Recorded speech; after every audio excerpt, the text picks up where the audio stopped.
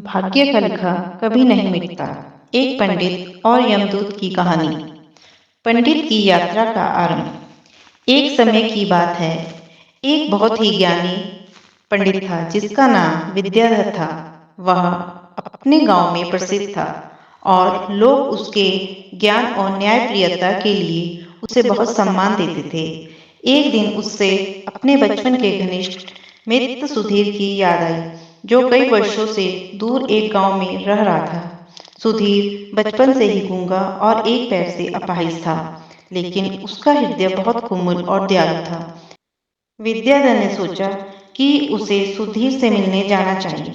विद्याधर ने अपनी यात्रा की तैयारी की और अपने गांव से निकल पड़ा। उसका मित्र का गांव काफी दूर था और रास्ते में कई छोटे छोटे गांव पड़ते थे। विद्याधर अपनी धुन में चला जा रहा था। तभी उसे एक आदमी मिला जो देखने में बड़ा ही हृष्ट पुष्ट और तेजस्वी था। महाकाल से मुलाकात। वह आदमी विद्याधर के साथ चलने लगा। विद्याधर ने सोचा, चलो अच्छा ही है, साथ साथ चलने से रास्ता जल्दी कट जाएगा। उसने उस आदमी से उसका नाम पूछा तो उसने अपना नाम महाकाल बताया। विद्याधर को यह नाम बड़ा अजीब लगा, लेकिन उसने नाम के बारे में और कुछ पूछना उचित नहीं समझा। दोनों धीरे धीरे चलते रहे। तभी रास्ते में एक गांव आया। महाकाल ने विद्याधर से कहा, तुम आगे चलो, मुझे इस गांव में एक संदेश देना है। मैं तुमसे आगे मिलता हूँ। ठीक है कहकर विद्याधर अपनी धुन में चलता रहा। तभी एक भैंसे ने एक आदमी को मार दिया।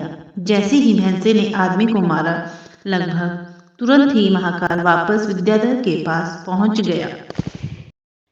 मंदिर में विश्राम। चलते चलते दोनों एक दूसरे गांव के बाहर पहुंचे, जहां एक छोटा सा मंदिर था। ठहरने की व्यवस्था ठीक लग रही थी। विद्याधर ने कहा, रात होने वाली है, थकावट भी बहुत हो चुकी है। आज की रात हम इसी मंदिर में रुक जाते हैं। महाकाल ने जवाब दिया, ठीक है, लेकिन मुझे इस गांव में किसी को कुछ सामान देना है। मैं देकर आता हूँ, तुम भोजन कर लो, मैं बाद में खा लूंगा। लेकिन जैसे ही महाकाल गांव गया, कुछ देर बाद उस गांव से धुआं उठना शुरू हुआ और धीरे धीरे पूरे गांव में आग लग गई। विद्याधर को आश्चर्य हुआ। उसने मन ही मन सोचा, जहां भी यह महाकाल जाता है, वहां किसी न किसी तरह की हानि क्यों हो जाती है। जरूर कुछ गड़बड़ है। दूसरा गांव और दूसरी मौत। सुबह दोनों ने फिर से अपने गंतव्य की ओर चलना शुरू किया। कुछ देर के बाद एक और गांव आया। महाकाल ने फिर से विद्याधर से कहा, पंडित जी, आप आगे चले, मुझे इस गांव में भी कुछ काम है। इस बार विद्याधर आगे नहीं बढ़ा। वह खड़ा होकर महाकाल को देखता रहा। तभी लोगों की आवाजें सुनाई दी। एक आदमी को सांप ने डस लिया और उसकी मृत्यु हो गई।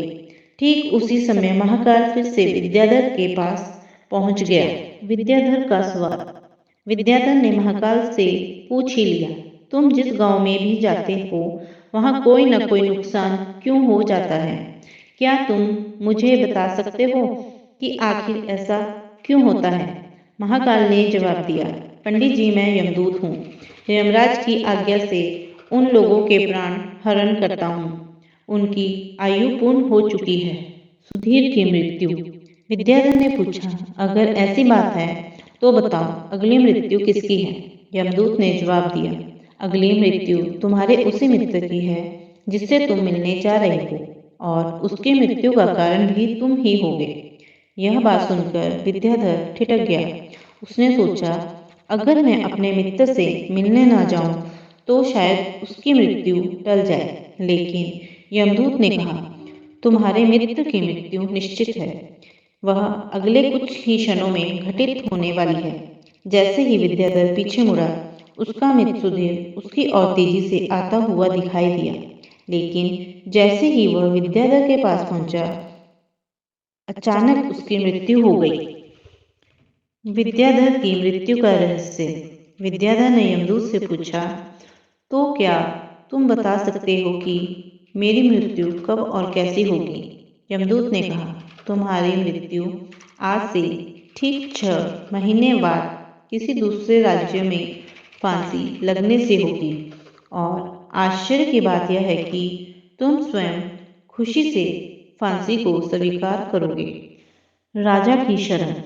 विद्याधर ने सोचा, अगर मैं किसी दूसरे राज्य में न जाऊं तो शायद मेरी मृत्यु टल जाए। इसीलिए वह अपने राजा के पास गया और सारी बात राजा को बताई। राजा ने विद्याधर को महल में रहने की व्यवस्था कर दी। नींद में चलने का रहस्य। लेकिन विद्याधर को नींद में चलने की बीमारी थी। एक रात वह नींद में ही घोड़े पर सवार होकर दूसरे राज्य में चला गया और वहां के राजा के शयन कक्ष में पहुंच गया। सुबह राजा ने उसे अपनी रानी की बगल में सोया हुआ देखा और क्रोधित होकर उसे फांसी की सजा सुना दी। फांसी का फंदा। फांसी की सजा सुनकर पंडित कांप गया। फिर भी हिम्मत कर उसने राजा से कहा, महाराज, मैं नहीं जानता कि मैं इस राज्य में कैसे पहुंचा। मैं ये भी नहीं जानता कि मैं आपके शयन कक्ष में कैसे आ गया और आपके राज्य के किसी भी पहरेदार ने मुझे रोका क्यों नहीं। लेकिन मैं इतना जानता हूँ कि आज मेरी मृत्यु होनी थी और होने जा रही है। राजा को ये बात थोड़ी अटपटी लगी। उसने पूछा, तुम्हें कैसे पता कि आज तुम्हारी मृत्यु होनी थी? कहना क्या चाहते हो तुम? राजा के सवाल के जवाब में पंडित ने पिछले 6 महीनों की पूरी कहानी बता दी और कहा, महाराज, मेरा क्या, किसी भी सामान्य व्यक्ति का इतना साहस कैसे हो सकता है कि वह राजा की उपस्थिति में राजा के ही कक्ष में रानी के बगल में सो जाए। ये तो सरासर आत्महत्या ही होगी और मैं दूसरे राज्य से इस राज्य में आत्महत्या करने क्यों जाऊंगा? राजा को पंडित की बात थोड़ी उपयुक्त लगी, लेकिन राजा ने सोचा कि शायद वह पंडित मृत्यु से बचने के लिए ही महाकाल और अपनी मृत्यु की भविष्यवाणी का बहाना बना रहा है।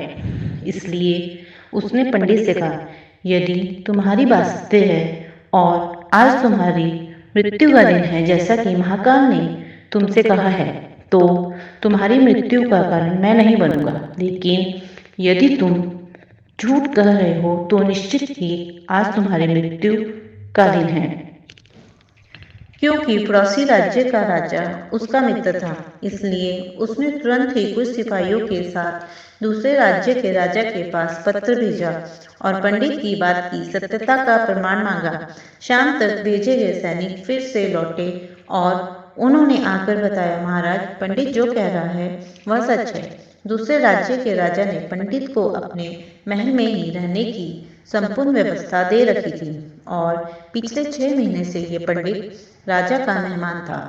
कल रात राजा स्वयं इससे अंतिम बार इसके शयन कक्ष में मिले थे और उसके बाद ये इस राज्य में कैसे पहुंच गया, इसकी जानकारी किसी को भी नहीं है। इसलिए उस राज्य के राजा के अनुसार पंडित को फांसी की सजा दिया जाना उचित नहीं है। लेकिन अब राज्य के राजा के लिए एक नई समस्या आ गई, क्योंकि उसने बिना पूरी बात जाने ही पंडित को फांसी की सजा सुना दी थी। इसलिए अब यदि पंडित को फांसी की सजा न दी जाए तो राजा के कथन का अपमान हो और यदि राजा द्वारा दी गई सजा का मान रखा जाए तो पंडित की बेवजह मृत्यु हो जाए।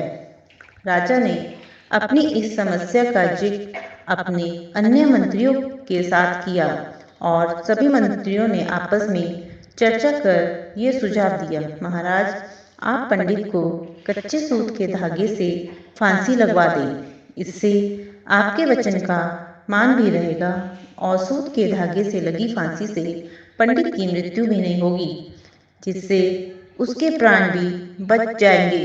राजा को ये विचार उपयुक्त लगा और उसने ऐसा ही आदेश सुनाया। पंडित के लिए सूत के धागे का फांसी का फंदा बनाया गया और नियमानुसार पंडित को फांसी पर चढ़ाया जाने लगा।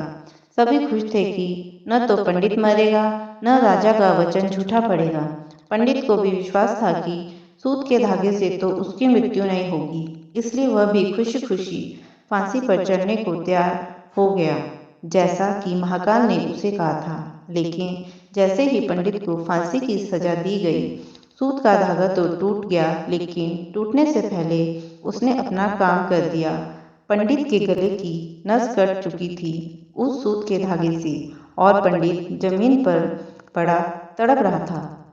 हर धड़कन के साथ उसके गले से खून की फुहार निकल रही थी, और देखते ही देखते कुछ ही क्षणों में पंडित का शरीर पूरी तरह से शांत हो गया। सभी लोग आश्चर्यचकित हक्के बक्के से पंडित को मरते हुए देख रहे थे। किसी को विश्वास नहीं था कि एक कमजोर से सूत के धागे से किसी की मृत्यु हो सकती है, लेकिन घटना घट चुकी थी। नियति ने अपना काम कर दिया था। जो होना होता है वह होकर ही रहता है। हम चाहे जितनी सावधानियां बरते या चाहे जितने उपाय कर ली, लेकिन हर घटना और उस घटना का सारा ताना बाना पहले से ही निश्चित है, जिसे हम रत्ती भर भी इधर उधर नहीं कर सकते। इसलिए ईश्वर ने हमें भविष्य जानने की क्षमता नहीं दी, ताकि हम अपने जीवन का ज्यादा बेहतर तरीके से जी सके। जो होना होता है वह होकर ही रहता है।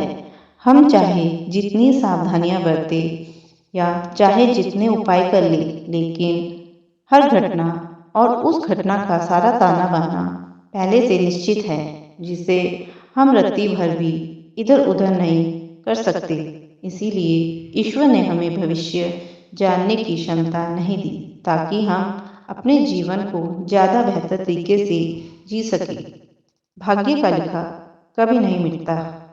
अगर आपको यह कथा पसंद आई हो तो हमारे YouTube चैनल को सब्सक्राइब करें, वीडियो को लाइक करें और